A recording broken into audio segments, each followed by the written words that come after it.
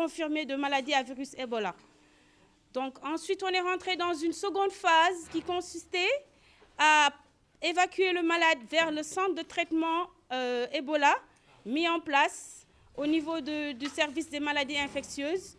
Et c'est le SAMU qui a procédé à son évacuation, à son transfert. Le malade est arrivé au niveau du centre de traitement Ebola. Il a été pris en charge par l'équipe technique du CTE, du centre de traitement Ebola des maladies infectieuses, qui a procédé à son interrogatoire, à la prise en charge médicale, transfusion et adjonction de médicaments.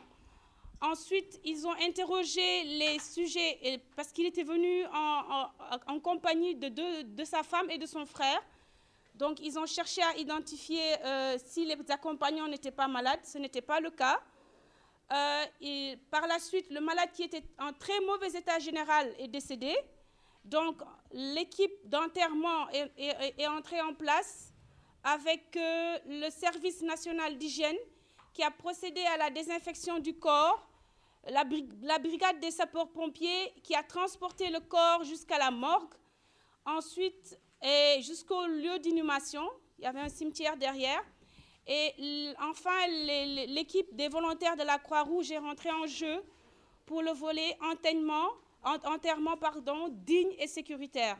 Digne, c'est-à-dire qu'il y a eu un respect à peu près des rituels funéraires, et ensuite ils ont procédé à l'enterrement. Il fallait faire cet exercice au niveau de Dakar, surtout qu'au niveau de Dakar, nous avons, comme vous l'avez vu aussi, un nouveau centre de traitement qui a été installé au niveau de l'hôpital de Fann. Donc l'objet, c'était déjà de tester l'ensemble des procédures et des protocoles que nous avons élaborés avec l'ensemble des partenaires pour la riposte Ebola, et également tester la fonctionnalité de ce nouveau centre de traitement qui est coordonné par le professeur Seydi ici présent. C'est cela qui se passe dans les pays où le risque est moindre, notamment dans les pays du Nord. Soit à une échelle beaucoup plus grande, il y a des pays où la simulation a été faite simultanément dans toutes les grandes villes, ou bien à une échelle beaucoup plus réduite, j'en parlais tout à l'heure avec le coordonnateur, au sein tout simplement d'une entreprise. Les gens s'imaginent qu'il y ait un cas d'Ebola dans une entreprise.